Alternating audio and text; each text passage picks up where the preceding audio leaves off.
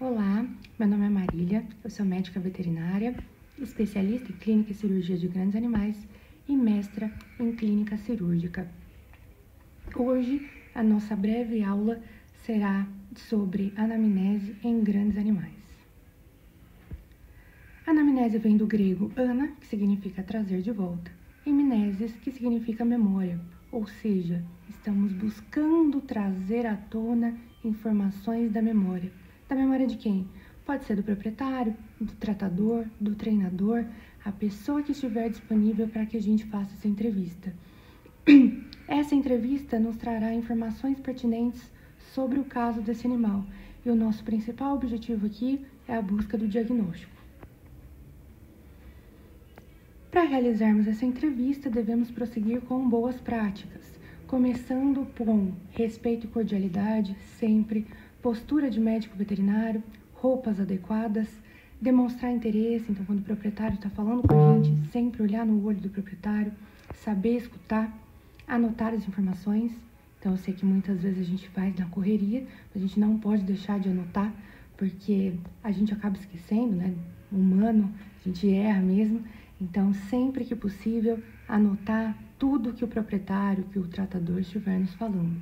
Ter paciência, isso aqui é muito importante porque muitas vezes a gente está buscando uma informação mais objetiva, mas a gente tem que ter noção que algumas pessoas são naturalmente prolixas. Então, tem gente que vai dar voltas e voltas para falar uma coisa que para você seria mais simples. Mas, de qualquer forma, a gente tem que saber lidar com essas situações e paciência, não tem jeito. As perguntas devem ser pertinentes. Então, quando eu penso em pergunta de anamnese, é muito mais importante a qualidade da pergunta do que a quantidade das perguntas. Então, aqui, sempre perguntar o que é pertinente. E o mais importante de tudo, espírito investigativo. A gente não pode acreditar em tudo que nos é dito, infelizmente. As pessoas tendem a querer ocultar informações que possam fazer com que elas sejam mal vistas. Então, é comum a pessoa ocultar alguma coisa que ela mesma acredita que não seria o ideal. Por exemplo, você é chamado para atender um animal e você pergunta: o senhor já fez alguma medicação? Muitas vezes ele sabe que é errado fazer uma medicação sem a orientação do veterinário. Então, ele vai mentir para você, vai falar: não fiz. E aí, como é que eu sei se eu acredito ou não? Eu não posso ter certeza. Uma coisa que vem com a prática, e isso a gente aprende mesmo, é perguntar a mesma coisa de formas diferentes. Então, sempre volta naquela pergunta que você ficou meio desconfiado, só para ter certeza. E por onde que a gente começa, né? Antes da anamnese, a gente deve fazer a identificação desse animal. Contém espécie, então a gente agrupa mesmo em várias situações grandes animais como um todo, mas lembrando que entre os grandes animais existem espécies diferentes, e essas espécies têm particularidades diferentes. Além disso, a gente vai falar de raça, idade, sexo e pelagem. Todos esses aspectos vão direcionar o meu diagnóstico. Por quê?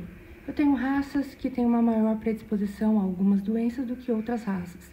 Idade, eu tenho animais neonatos com doenças congênitas, animais senis com doenças que vêm com a idade. Então, isso já vai direcionar o nosso diagnóstico. Sexo, a mesma coisa. Tem afecções em fêmeas que não acontecem em machos e assim por diante. Muito importante na identificação de grandes animais é o uso. E aqui, principalmente para definir se é um animal de produção ou se é um animal de companhia. Por quê? Isso vai definir bastante a importância da nossa anamnese. Então, a anamnese voltada para animal de produção, ela é completamente diferente da anamnese voltada para o animal pet. Então, animais de produção, o proprietário não convive com ele. As informações que eu vou conseguir na anamnese são imprecisas e inexatas. Isso não é negligência do proprietário, não é porque ele maltrata o animal, não é isso. Porque ele não tem como saber se ele não está lá o tempo inteiro e não tem um contato muito íntimo com aquele animal. Então, as informações que eu vou conseguir aqui são muito gerais. diferente de animais de companhia. Por quê? Aqui, o proprietário convive com o animal, está junto o tempo inteiro. Então, as informações são precisas e são exatas. Eu vou perguntar, por exemplo, de manejo alimentar, ele sabe o que esse animal come, quanto que ele come, qual foi a última vez que ele comeu, e esse tipo de informação dificilmente eu vou conseguir a esse nível de minuciosidade com animais animais de produção. Isso vai refletir diretamente na importância da minha anamnese. Quando eu falo de animais criados como pet, 50% do meu diagnóstico vai depender da anamnese. Ou seja, se eu realizei uma boa anamnese, metade do meu trabalho já está feito. Quando eu falo de animais de produção, isso já cai bastante, justamente porque eu não tenho aquela minuciosidade de informações. Ou seja, 20% do meu diagnóstico é o que vai depender de anamnese. Nesses casos, a gente acaba dependendo muito de exame físico e um pouco de exames complementares. Por isso que é importante que a gente realize uma boa identificação, porque a partir do momento que eu sei que é um animal de companhia ou um animal de produção, eu sei o quanto que eu vou demorar e o quanto que eu vou gastar de tempo na minha anamnese e sua importância. Sequência da anamnese. A gente sempre vai começar com a atual. A anamnese atual, ela começa da queixa principal, e a queixa principal é aquilo que vai fazer o proprietário te procurar. Ele te procura porque o animal está emagrecendo, ele te procura porque o animal não levanta.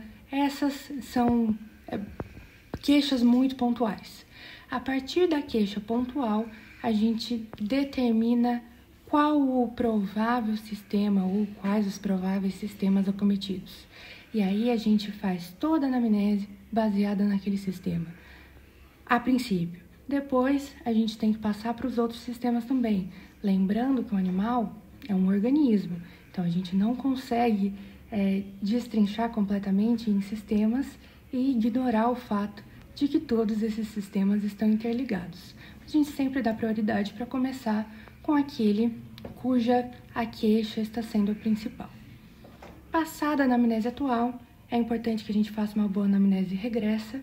Então, eu preciso saber o histórico clínico daquele animal, se ele já teve alguma doença ou não. Aqui, eu tenho duas possibilidades.